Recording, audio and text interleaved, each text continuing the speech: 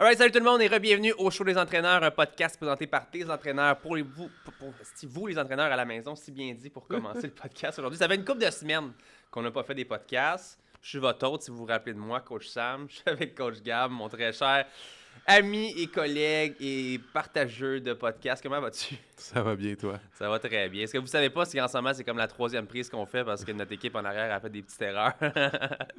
Hein, guys? Fait que, on continue le podcast aujourd'hui. J'espère que vous allez bien à la maison. Ça fait quelques semaines, comme j'ai dit, à cause, conflit d'horaire, COVID-19, etc. Là, on repart ça en feu. Et aujourd'hui, j'ai envie qu'on parle ensemble des différents rôles que des entraîneurs peuvent ou doivent avoir en général parce qu'il y a beaucoup de personnes qui voient les entraîneurs comme des gens qui font des programmes. Mais justement, on a discuté dans le podcast, il y a plusieurs différents rôles qui peuvent être bons pour se diversifier ou juste pour être un bon coach. Avant de commencer le podcast, je vais vous rappeler les petites règles du jeu à la maison. Je veux juste vous dire que on adore ça, faire des podcasts. Même si ça fait un petit temps qu'on n'a pas fait, moi puis Gab, on adore ça. Comme j'ai dit, je passe un beau 20 à 45 minutes à regarder le magnifique Gab en face de moi. Fait que pour moi, c'est déjà un privilège. Chanceux.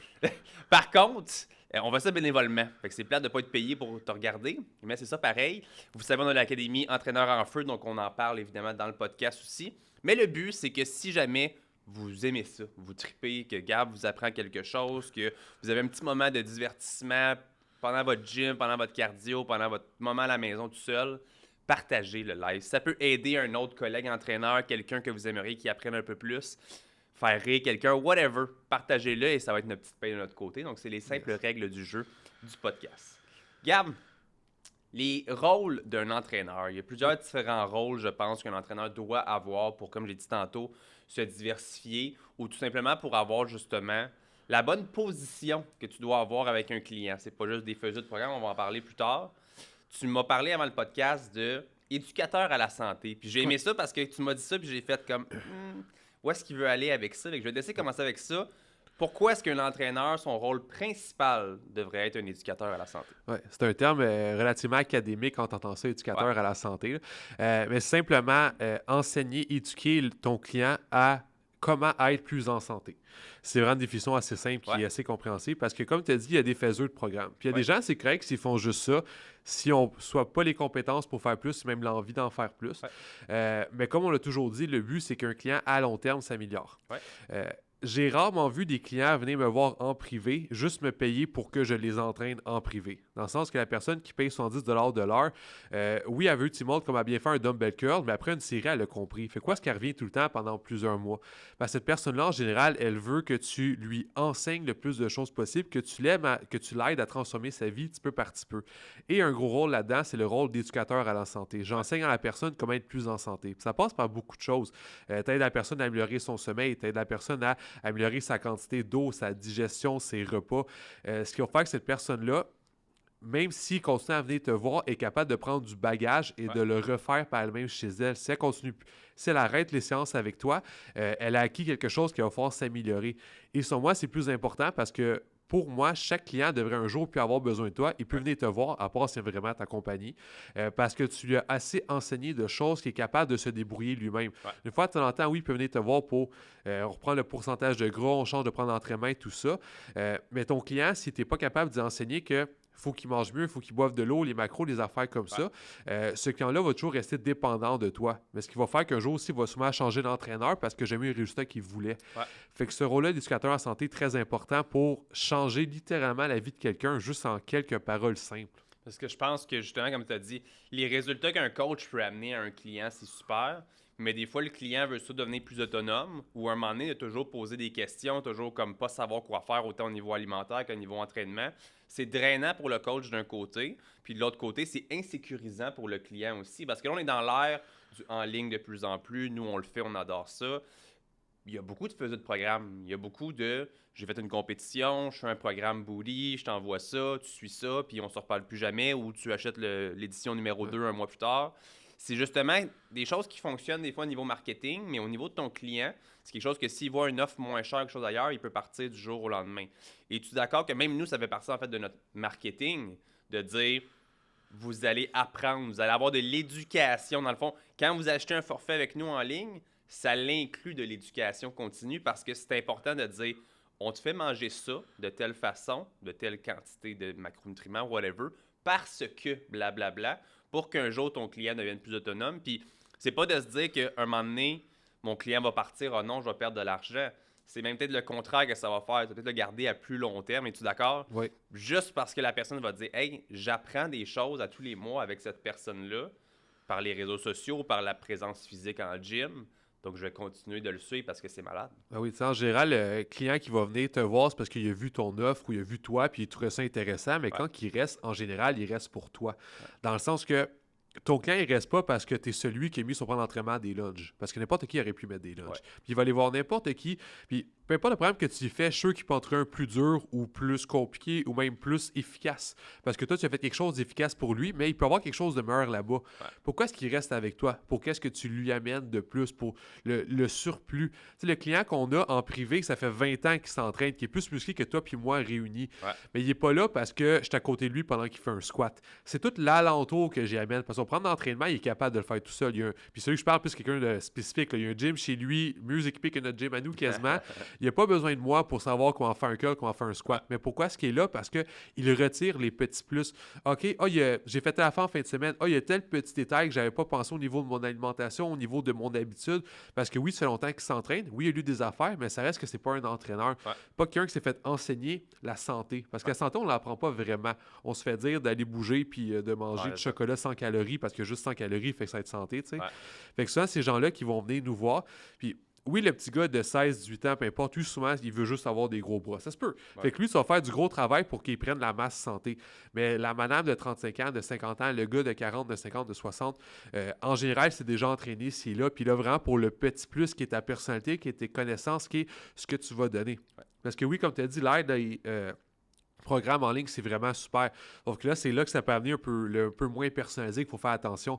Fait que oui, c'est le fun. Si tu vends 10 000 programmes, tu as juste fait une fois, tu fais bien du cash, puis c'est vraiment cool. Mais le client en arrière, il n'aura pas retiré quelque chose de plus. Ouais. Fait que oui, tu as vendu une fois, mais le but évidemment, ce client-là, c'est qu'il reste un an. S'il reste un an, puis oui, bien sûr, on va viser 5 ans, mais si ton client, il a pris un programme un mois, mais il en a repris 11 autres après, oui, ça n'a pas été, encore une fois, les programmes les plus sacoches, parce qu'il serait allé voir un gars qui a arrêté 300$ de l'heure, là. Mais en apprenant avec nous, il a vu des résultats, il a aimé notre façon de faire, il a appris des petits trucs gratuits, tu sais, comment boire plus d'eau, la digestion, tu sais, des petits trucs niaiseux qui fonctionnent vraiment bien. Fait que cette personne-là est arrivée pour ton service et est restée pour toi parce qu'elle a aimé l'élément différenciateur au niveau de l'entraînement que tu as amené.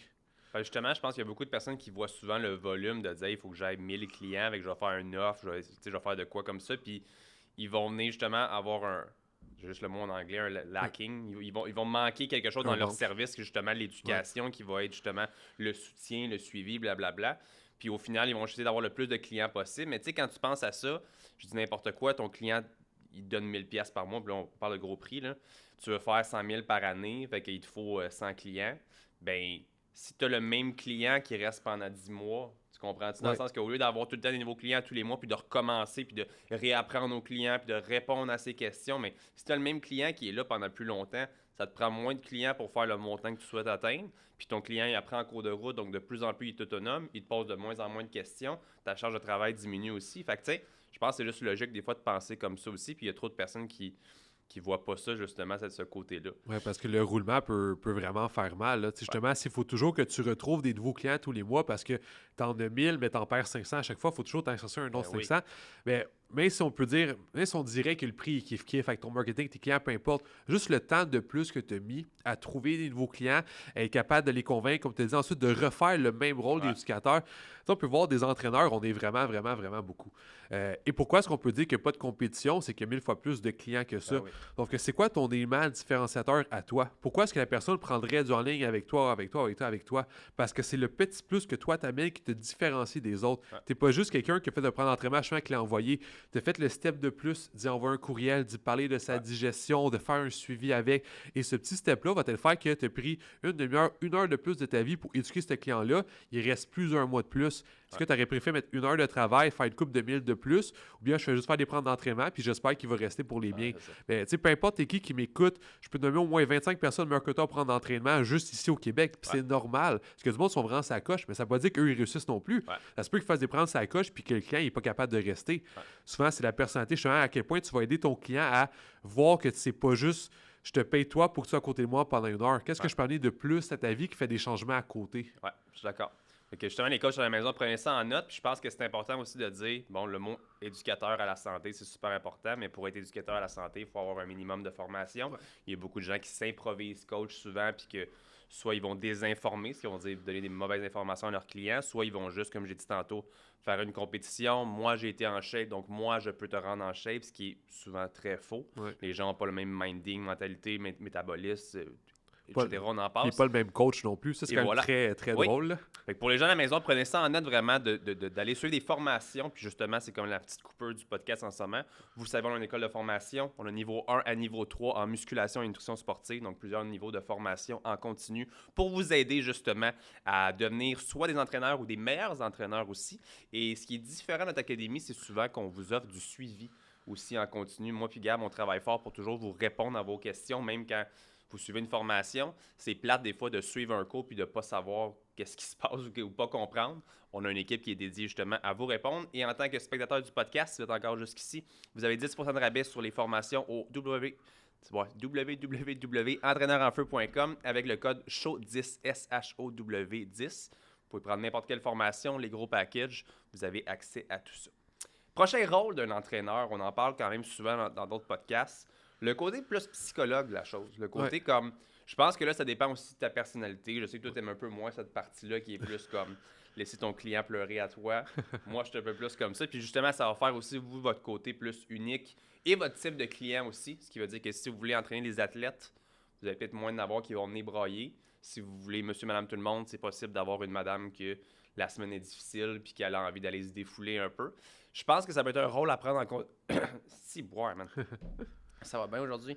Un rôle à prendre en considération quand même parce que il y a plusieurs personnes qui veulent s'entraîner pour se sentir mieux dans leur peau. Ouais. Plusieurs personnes qui ont des choses justement à venir comme dégager de leur vie, des affaires toxiques, des gens toxiques, plein de choses. Fait qu'ils vont venir au gym pour se défouler.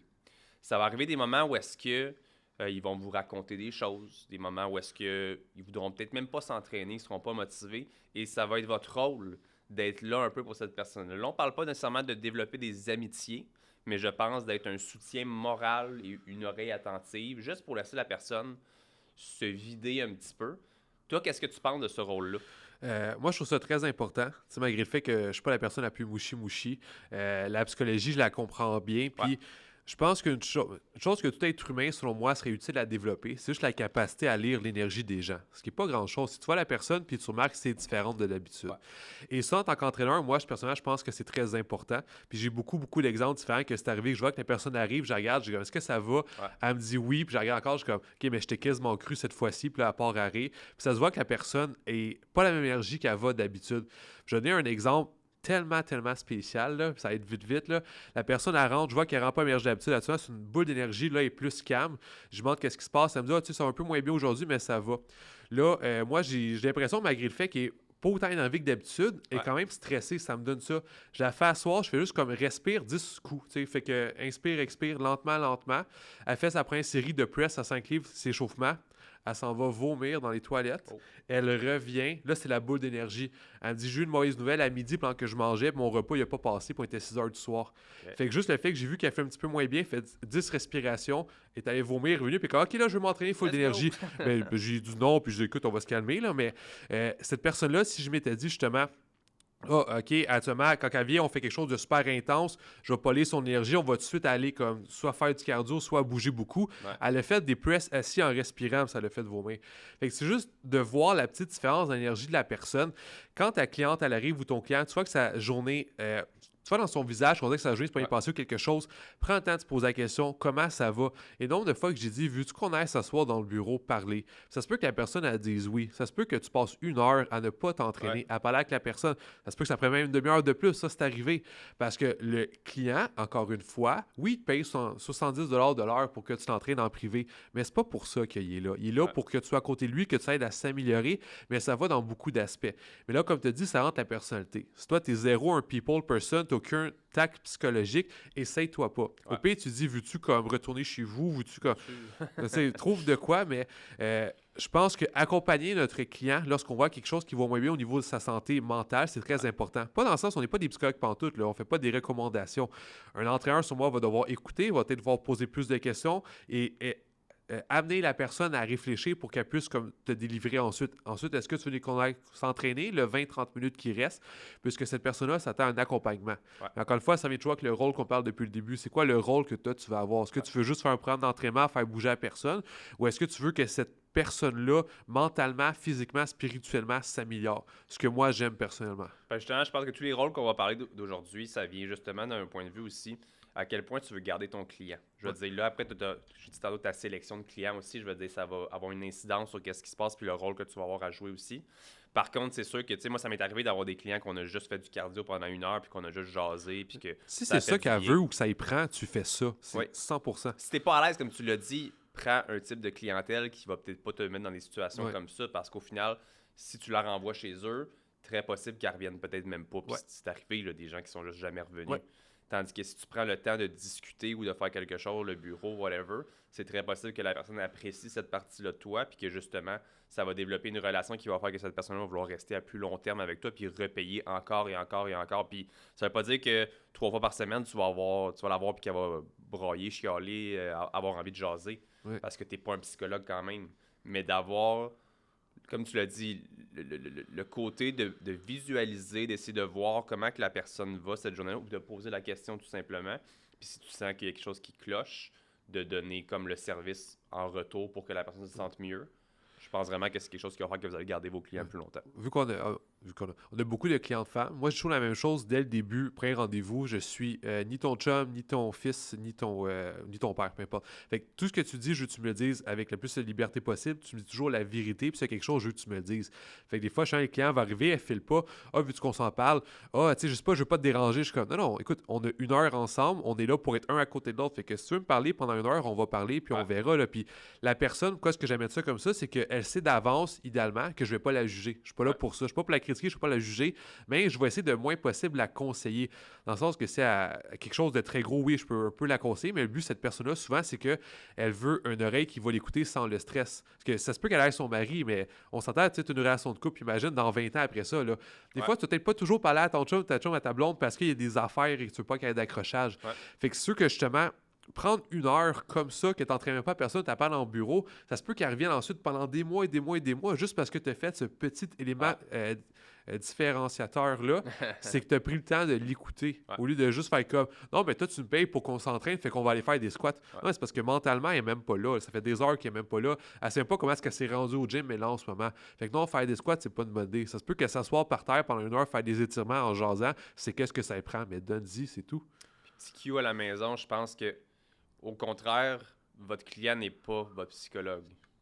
Fait que si vous autres, vous filez pas, vous êtes le professionnel. Donc, vous êtes la personne que si votre journée va pas bien, il est arrivé quelque chose. Là, je dis pas des grosses affaires intenses qui méritent de pas être sur place tout court, d'annuler. Oui, mais c'était là. Si ta journée s'est mal passée, t'es pas de bonne humeur, la personne ne mérite pas de le ressentir. La personne ne mérite pas de t'entendre chialer puis brailler puis dire comment ça va pas aujourd'hui puis ça va bien.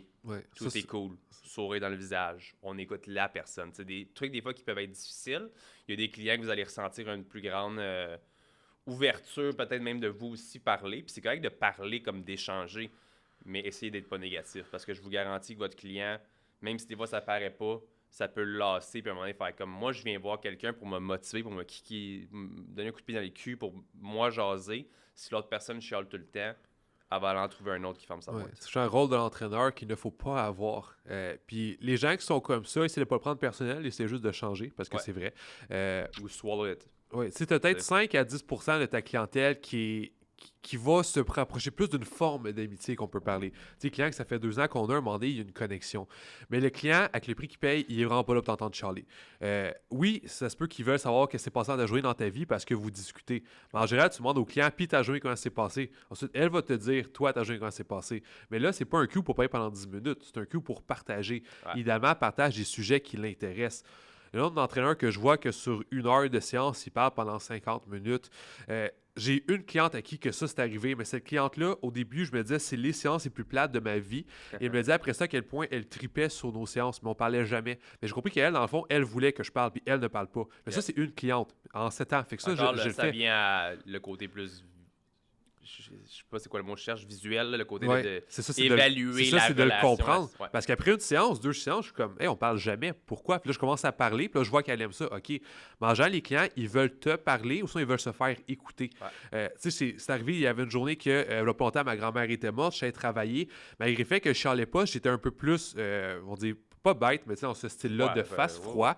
Je l'ai remarqué, puis le lendemain, je me suis excusé à tous mes clients. Gars, je sais, j'ai une mauvaise journée, je m'excuse, tout ça.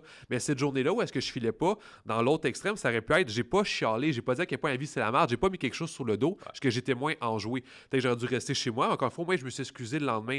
Si vous avez une mauvaise journée, au mieux, cancellez vos clients, dites-leur, écoute, pour vrai, ma journée c'est vraiment de la merde, je m'excuse, je préfère qu'on reporte. Puis souvent, ton client, en général, c'est un être humain. Fait qu'il peut comprendre que la vie n'est pas toujours belle et que ça peut arriver.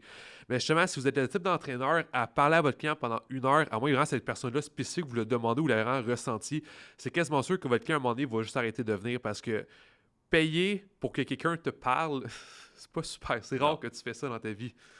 Troisième rôle, en fait, d'un coach. On dirait que ça peut... J'ai pas le bon mot pour le dire. Même ce que j'ai écrit, ça n'a pas rapport, là. C'est comme... mentor, professeur, parent, bourreau. Non, mais dans le sens que... Il y a le côté éducateur. Il y a le côté que on veut être psychologue et à l'écoute. Mais il y a le côté que je pense qu'il y a des gens qui recherchent puis qu'il faut le faire aussi, que avoir des comptes à rendre à quelqu'un. Puis de ton côté, d'être en mesure d'être capable, encore là, d'évaluer. Comme, tu sais, je veux dire, si j'ai une cliente que je sens qu'elle est plus facilement à fleur de peau, je vais pas la faire pleurer non plus. Mais d'être honnête envers eux autres, puis que s'il y a de quoi qui marche pas, quasiment les chicaner. C'est bizarre à dire un petit peu, puis vous allez comprendre, je pense, dans la discussion qu'on va avoir là, parce qu'il y a beaucoup de personnes qui ont besoin d'un coup de pied dans le cul, puis que si tu lui donnes pas, elle va pas avoir de résultat. Si elle n'a pas de résultat, elle ne reviendra pas avec toi. Fait que c'est comme un troisième rôle important de dire comme mon professeur au secondaire, je peux lui parler, elle va être à l'écoute. Elle va m'apprendre des choses. Fait qu'elle fait les 2 autres rôles.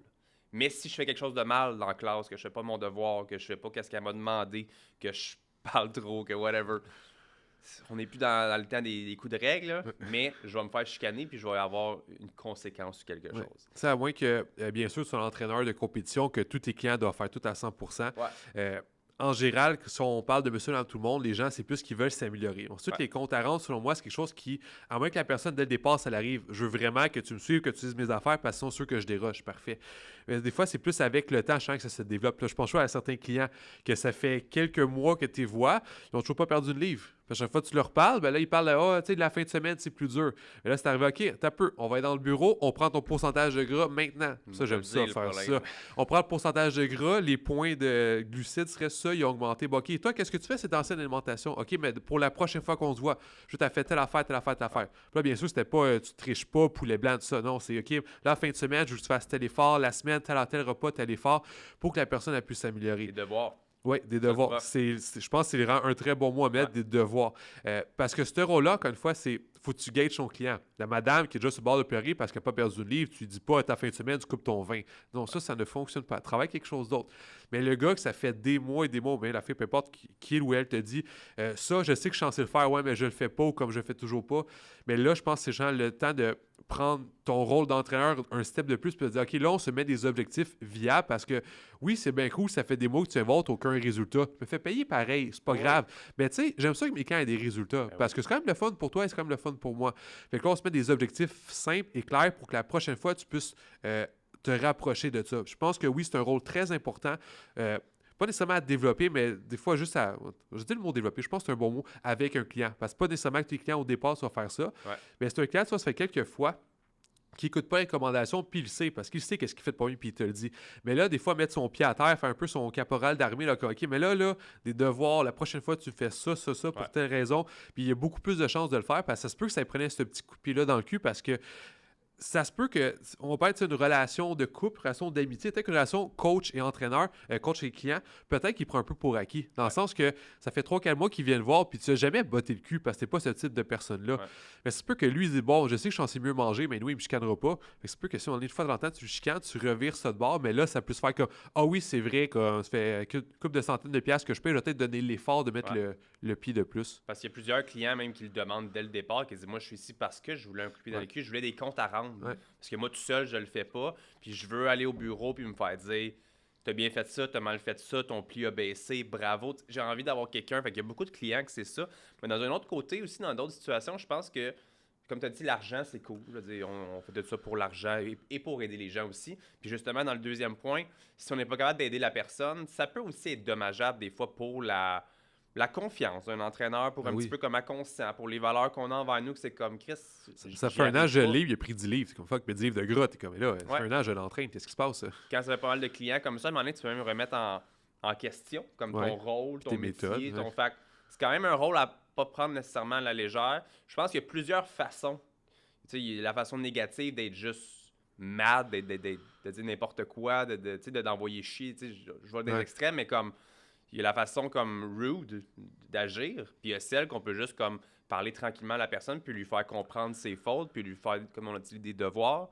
Mais c'est un rôle important à prendre, que c'est pas juste, tu fais pas juste un programme, tu y apprends pas juste des choses, tu fais pas juste l'écouter. C'est aussi à un moment donné, tu mets les points CI quand ça marche pas, Ouais. puis tu lui donnes des pistes de solutions. C'est ça. pour- Ça, c'est important. Ouais. Je pense que tu sais, la relation de confiance va jouer avec ça. Ben Dans oui. le sens que la personne, elle rentre dans ton bureau, elle te dit qu'elle a triché, tu la chicanes, tu y coupes de quoi. Ça se peut qu'elle veut pas te le dire la prochaine fois qu'elle a triché, elle va te mentir parce qu'elle veut pas se faire chicaner. Ouais. Parce que même moi, les gars, je leur dis, tu sais, le but, c'est toujours la vérité, je veux pas te chicaner, puis je vais me dire comme, oh, t'étais à chier de tricher. Bon, ok, on va trouver 3 choses simples que tu peux faire. Moi, je suis un gars, tu sais, de base. C'est quoi les. J'aime que les clients aient des victoires sur des défaites. Ben Fait que oui. lui, sa défaite, c'est qu'il est pas capable de couper whatever sa bière à la fin de semaine, peu importe. Mais je viserai pas sa bière, là. C'est quoi 3 affaires simples qu'on pourrait modifier pour parler du sommeil, la quantité d'eau, les légumes, des affaires de base, encore une fois. Mais c'est capable de faire 3 choses. Ils ont eu 3 victoires et une défaite, au lieu d'avoir une défaite et 0 victoire. Ouais, c'est ça. Fait que là, la fois d'après, on parlait Bravo. quelque chose d'autre. OK, mais là, ta bière, on met ça à la place du gin tonic ou du soda, vodka, peu importe. Ça, je pense à toi, que j'ai à nos clients. Comme ça, on fait quelque chose de s'améliorer. Mais ce client-là, ça se peut que s'il n'y a pas l'aspect confiance dès le départ de j'ai peur que mon entraîneur me chicane ou soit pas fier de moi, mais ils vous le disent pas. Ouais. Fait que le rôle de confiance, c'est aussi à développer. Beaucoup Ouais. de rôles, hein, l'entraîneur. Il y a beaucoup de rôles, puis même là, on a juste nommé 3, puis Ouais. je pense qu'on pourrait continuer. Fait que justement, à la maison, c'est la fin du podcast aujourd'hui. Merci, Gab. Je pense que c'est 3 rôles à pas prendre à la légère, puis à pouvoir adapter de différentes façons. Tu sais, vous pouvez le mettre en pourcentage, de dire comme j'y apprends des choses, 50%, 25% psychologue, 25% professeur, on va l'appeler comme ça, ce rôle-là. Je pense que d'aller chercher un petit peu de chaque, ça peut vraiment vous apporter beaucoup en tant que coach. Encore là, comme on l'a dit, selon votre type de clientèle, vous allez pouvoir le voir, mais c'est comme ça que vous allez être, je pense, un entraîneur plus complet, Ouais. puis vous allez vraiment pouvoir aider vos clients Ouais. à réussir et vous autres à faire plus d'argent. Ouais. Fait que j'espère que vous avez apprécié le podcast aujourd'hui. Vous pouvez revoir l'épisode ou tous les autres épisodes sur en fait www.entraîneurenfeu.com pour les formations et les podcasts. Sinon, vous pouvez écouter sur Spotify, Apple Podcasts, YouTube et Facebook en vidéo aussi. Et nous, on se voit la semaine prochaine pour un Yes. prochain podcast. Bye guys! Ciao.